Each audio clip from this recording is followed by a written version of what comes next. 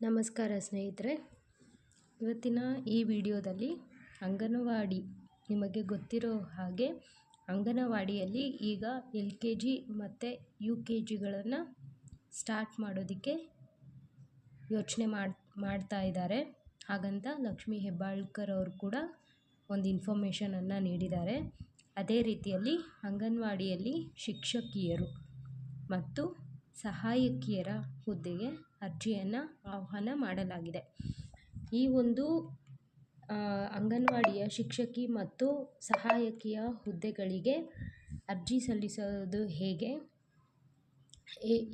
ಏನು ವಿದ್ಯಾರ್ಹತೆ ಇರಬೇಕು ಮತ್ತು ಏನು ಡಾಕ್ಯುಮೆಂಟ್ಸ್ಗಳು ರಿಕ್ವೈರ್ ಇದೆ, ಈ ಎಲ್ಲ ಮಾಹಿತಿಗಳನ್ನು ಈ ಒಂದು ವಿಡಿಯೋದಲ್ಲಿ ನಾನಿವತ್ತು ನಿಮಗೆ ತಿಳಿಸ್ಕೊಡ್ತಾ ಇದ್ದೀನಿ. ರಾಜ್ಯದಲ್ಲಿ ಖಾಲಿ ಇರುವಂತಹ ಅಂಗನವಾಡಿ ಶಿಕ್ಷಕರು, ಸಹಾಯಕರ ನೇಮಕಾತಿಗೆ ರಾಜ್ಯ ಸರ್ಕಾರಗಳು ಆಗಲೇ ಸಿದ್ಧತೆಗಳನ್ನು ನಡೆಸ್ತಾ ಇದೆ.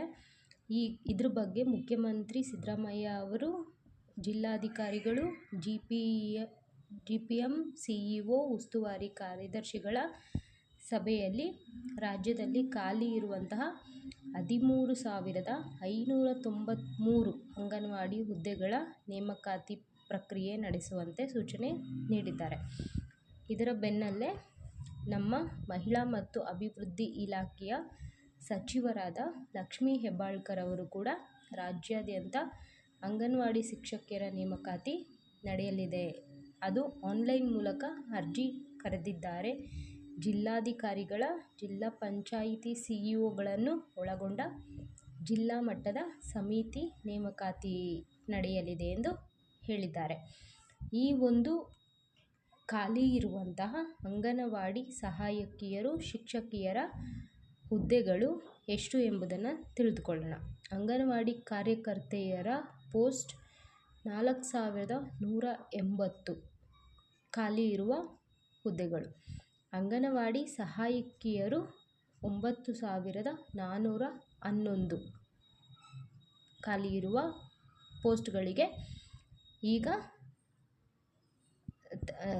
ತೆಗೆದುಕೊಳ್ತಾ ಇದ್ದಾರೆ. ಒಟ್ಟು ಖಾಲಿ ಇರುವಂತಹ ಹುದ್ದೆಗಳು 13,593. ಈಗಾಗಲೇ ಅರ್ಜಿ ಆಹ್ವಾನ ಮಾಡಲಾಗ್ತಿರುವಂತಹ ಕೆಲವೊಂದು ಜಿಲ್ಲೆಗಳ ಪಟ್ಟಿಯನ್ನು ನೀಡಿದ್ದಾರೆ. ಆ ಒಂದು ರಾಜ್ಯದಲ್ಲಿ ಮಾತ್ರ, ಆ ಒಂದು ರಾಜ್ಯದ ಜಿಲ್ಲೆಗಳಲ್ಲಿ ಮಾತ್ರ 13,593 ಅಂಗನವಾಡಿ ಹುದ್ದೆಗಳಿಗೆ ಅರ್ಜಿಯನ್ನು ಆಹ್ವಾನಿಸಲಾಗಿದೆ. ಅಂಗನವಾಡಿ ಕಾರ್ಯಕರ್ತೆಯರು ಹಾಗೂ ಅಂಗನವಾಡಿ ಸಹಾಯಕಿಯರ ಖಾಲಿ ಹುದ್ದೆಗಳ ಭರ್ತಿಗೆ ಅರ್ಜಿ ಆಹ್ವಾನಿಸಿರುವ ಜಿಲ್ಲೆಗಳು ಯಾವುದಂದರೆ ಉತ್ತರ ಕನ್ನಡ ಜಿಲ್ಲೆ. ಒಟ್ಟು ಖಾಲಿ ಹುದ್ದೆಗಳು 344. ಬೆಳಗಾವಿ ಜಿಲ್ಲೆ. ಒಟ್ಟು ಖಾಲಿ ಹುದ್ದೆಗಳು 313. ಕಲಬುರಗಿ ಜಿಲ್ಲೆ. ಒಟ್ಟು ಖಾಲಿ ಹುದ್ದೆಗಳು 299. ಹಾವೇರಿ ಜಿಲ್ಲೆ. ಒಟ್ಟು ಖಾಲಿ ಹುದ್ದೆಗಳು 152. ಇದಕ್ಕೆ ಈ ಒಂದು ಜಿಲ್ಲೆಗಳಲ್ಲಿ ಮಾತ್ರ ಈಗ ಅರ್ಜಿಯನ್ನು ಆಹ್ವಾನಿಸಲಾಗಿದೆ.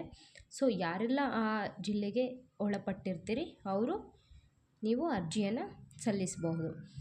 ಈ ಒಂದು ಹುದ್ದೆಗೆ ಯಾರೆಲ್ಲ ಅರ್ಜಿ ಸಲ್ಲಿಸಬಹುದು ಅಂದರೆ 19ರಿಂದ 35 ವರ್ಷ ವಯೋಮಿತಿ ಒಳಗಿರುವ ಮಹಿಳೆಯರು ಹಾಗೂ ಮಹಿಳಾ ಲಿಂಗತ್ವ ಅಲ್ಪಸಂಖ್ಯಾತರು ಹಾಗೂ ಅಂಗನವಾಡಿ ಕೇಂದ್ರಕ್ಕೆ ಒಳಪಟ್ಟ ಗ್ರಾಮ ವ್ಯಾಪ್ತಿಯಲ್ಲಿ ವಾಸಿಸುತ್ತಿರುವ ಮಹಿಳಾ ಅಭ್ಯರ್ಥಿಗಳು ಮಾತ್ರ ಈ ಹುದ್ದೆಗಳಿಗೆ ಅರ್ಹರಾಗಿರುತ್ತಾರೆ. ದೈಹಿಕ ಅಂಗವಿಕಲತೆ ಪ್ರಮಾಣ 40%ಕ್ಕಿಂತ ಕಡಿಮೆ ಇರುವ ಅಂಗವಿಕಲ ಅಭ್ಯರ್ಥಿಗಳು ಕೂಡ ಅಂಗನವಾಡಿ ಕಾರ್ಯಕರ್ತೆಯರ ಹುದ್ದೆಗಳಿಗೆ ಅರ್ಜಿ ಸಲ್ಲಿಸಬಹುದು. ಇವರಿಗೆ ವಯೋಮಿತಿಯಲ್ಲಿ 10 ವರ್ಷಗಳ ಸಡಿಲಿಕೆ ನೀಡಲಾಗ್ತಿದೆ. ಈ ಒಂದು ಪೋಸ್ಟ್ಗೆ ವಿದ್ಯಾರ್ಹತೆ ಏನಿರಬೇಕು ಅಂದರೆ 10ನೇ ತರಗತಿಯಲ್ಲಿ ಕನ್ನಡ ಭಾಷೆಯನ್ನು ಪ್ರಥಮ ಅಥವಾ ದ್ವಿತೀಯ ಭಾಷೆಯಾಗಿ ಓದಿದ ಅರ್ಹ ಮಹಿಳೆಯರು ಈ ಒಂದು ಅಂಗನವಾಡಿ ಹುದ್ದೆಗಳಿಗೆ ಅರ್ಜಿ ಸಲ್ಲಿಸಬಹುದು. ಅಂಗನವಾಡಿ ಕಾರ್ಯಕರ್ತೆ ಮತ್ತು ಸಹಾಯಕಿಯರು ಎರಡೂ ಹುದ್ದೆಗಳ ವಿದ್ಯಾರ್ಹತೆ ಅಂಗನವಾಡಿ ಕಾರ್ಯಕರ್ತೆಯರಿಗೆ 12ನೇ ತರಗತಿ ಪಾಸಾಗಿರಬೇಕು. ಅಂಗನವಾಡಿ ಸಹಾಯಕಿಯ ಹುದ್ದೆಗೆ 10ನೇ ತರಗತಿ ಪಾಸಾಗಿರಬೇಕು. ಸಂಬಳ ಮತ್ತು ಏನೇನು ಸವಲತ್ತುಗಳು ಈ ಒಂದು ಹುದ್ದೆಯಲ್ಲಿ ನೀಡಲಾಗುತ್ತೆ ಅಂದರೆ, ಪ್ರಸ್ತುತ ಅಂಗನವಾಡಿ ಕಾರ್ಯಕರ್ತೆಯರಿಗೆ ಪ್ರತಿ ತಿಂಗಳು 12,000 ರೂಪಾಯಿ ಹಾಗೂ ಸಹಾಯಕರಿಗೆ 8,000 ರೂಪಾಯಿ ಸಂಬಳ ನೀಡಲಾಗ್ತಿದೆ. ವೇತನ ಹೆಚ್ಚಿಸುವಂತೆ ಅಂಗನವಾಡಿ ಸಿಬ್ಬಂದಿ ನಿರಂತರ ಧರಣಿ ಹಕ್ಕೊತ್ತಾಯ ಮಾಡ್ತಾ ಇದ್ದಾರೆ. ಸದ್ಯದಲ್ಲಿಯೇ ಸಂಬಳ ಹೆಚ್ಚಾಗುವ ಸಾಧ್ಯತೆ ಕೂಡ ಇದೆ.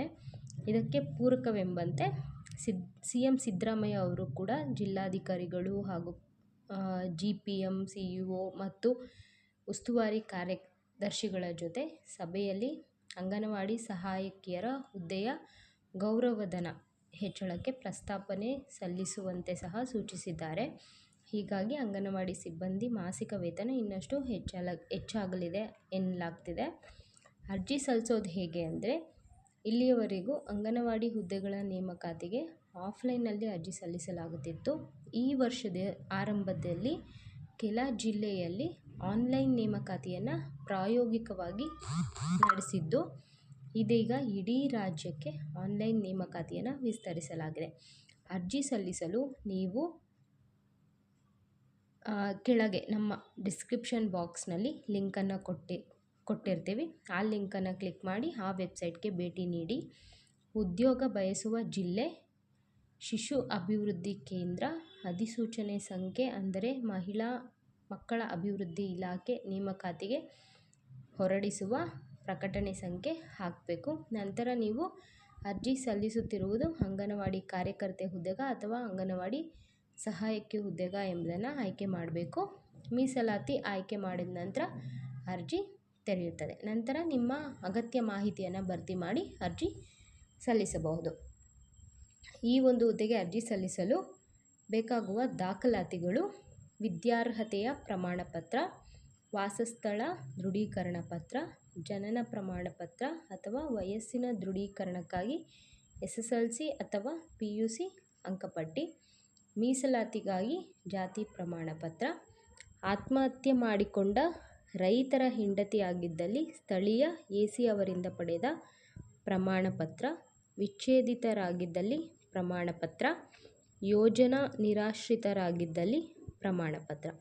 ಈ ಎಲ್ಲ ಅಗತ್ಯ ದಾಖಲೆ ಪತ್ರಗಳನ್ನು ಹೊಂದಿರುವ ಅಭ್ಯರ್ಥಿಗಳು ಅವುಗಳನ್ನು ಸ್ಕ್ಯಾನ್ ಮಾಡಿ ಸಾಫ್ಟ್ ಕಾಪಿ ಥರ ರೆಡಿ ಮಾಡಿ ಇಟ್ಕೊಂಡು ಅದನ್ನು ಅಪ್ಲೋಡ್ ಮಾಡಿ ಅರ್ಜಿಯನ್ನು ಸಲ್ಲಿಸ್ಬೋದು. ಸೊ ಯಾರೆಲ್ಲ ಅಂಗನವಾಡಿ ಹುದ್ದೆಗಳಿಗೆ ಕಾಯ್ತಾ ಇದ್ರಿ, ಅಂತಹ ಶಿಕ್ಷಕಿಯರಿಗೆ, ಮಹಿಳೆಯರು ಅರ್ಜಿಯನ್ನು ಸಲ್ಲಿಸಿ ಈ ಒಂದು ಅವಕಾಶವನ್ನು ಸದುಪಯೋಗ ಪಡಿಸ್ಕೊಳ್ಳಿ. ನಮ್ಮ ಈ ಒಂದು ಮಾಹಿತಿ ನಿಮಗೆ ಇಷ್ಟವಾಗಿದ್ದಲ್ಲಿ ನಮ್ಮ ಈ ಒಂದು ಚಾನಲನ್ನು ಸಬ್ಸ್ಕ್ರೈಬ್ ಮಾಡಿ ಮತ್ತು ಇನ್ನೂ ಹೆಚ್ಚಿನ ವಿಡಿಯೋಗಳಿಗಾಗಿ ಪ್ರೋತ್ಸಾಹಿಸಿ. ಬೆಲ್ ಐಕಾನನ್ನು ಕ್ಲಿಕ್ ಮಾಡಿ, ಲೈಕ್ ಮತ್ತು ಕಮೆಂಟ್ಸ್ ಮಾಡಿ. ಧನ್ಯವಾದಗಳು.